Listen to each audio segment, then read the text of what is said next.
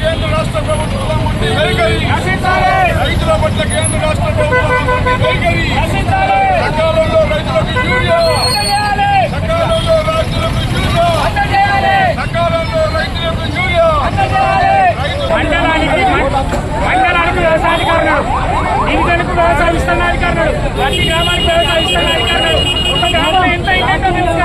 10 ఏళ్ళ లేదు ఇప్పుడే ఎందుకు వచ్చింది. ఈ విధంగా గత 10 సంవత్సరాలు రాష్ట్రం సంపూర్ణంగా వ్యవసాయ రంగము ఇతర అనుబంధ రంగాలు అభివృద్ధి చెందినాయి. ఈ దఫా అధికారంలోకి వచ్చిన తర్వాత గత 20 నెలలుగా రాష్ట్రంలో పరిపాలన అస్తవ్యస్తంగా ఉన్నది. ఎప్పుడైతే పట్టార వారికి బలమున్నదో వాళ్ళు ఇక్కడ కావాల్సినటువంటి అసలు ఈ సెంటర్కి తొర్రూరులో కోఆపరేటివ్ సొసైటీకి ఎన్ని ఎరువులు బత్తాలు వచ్చినాయి ఇప్పటి వరకు, ఎంతమంది రైతులకు ఇచ్చారు, ఎంతమంది బినామీ బ్లాక్ మార్కెట్ కూడా పోయే అవకాశాలు ఉన్నాయి ఇక్కడ నుంచి.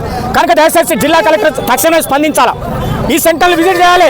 రైతులకు కావాల్సినటువంటి ఎరువులు యూరియాను ఎంత డిమాండ్ డిమాండ్ తగ్గ విధంగా సప్లై చేయాల్సిందిగా డిమాండ్ చేస్తున్నాం.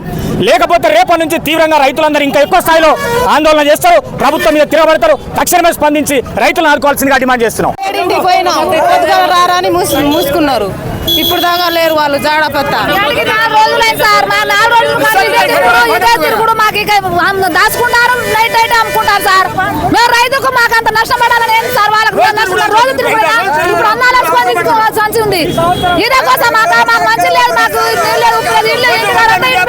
వస్తున్నాం సార్, మాకు అంత దిబ్బలు పెడతారు, మాకు బస్తాలు కావాలి. మడిపల్లి గ్రామం రైతు వారం రోజుల నుంచి తిరుగుతుంటే ఒక బస్తా యూరియా కూడా ఇస్తలేరు. రాత్రి 100 బస్తాలు గోదాంలో ఉంటే ఏ రాజకీయ లీడర్లకు ఫోన్ల ద్వారానే బయటికి పంపిణీ దొంగతనంగా అమ్ముకుంటారు. ఈ మురళి గారు, ప్రశాంత్, హరిప్రసాద్ గారు అంతా వాళ్ళకి ఎవరి దగ్గర ఉన్నారో వాళ్ళకే అమ్ముకుంటారు. మేము సావాలన్నా బతకాలన్నా మరి మాకు ఎవరు ఆదుతలేరు. ఎలక్షన్ ముమ్మట్ల మీకు అరికాళ్ళకు ముళ్ళు కూర్చుంటే మేము ఆదుకుంటా ఉన్నారు, అరికాలు లేదు ఏం లేదు.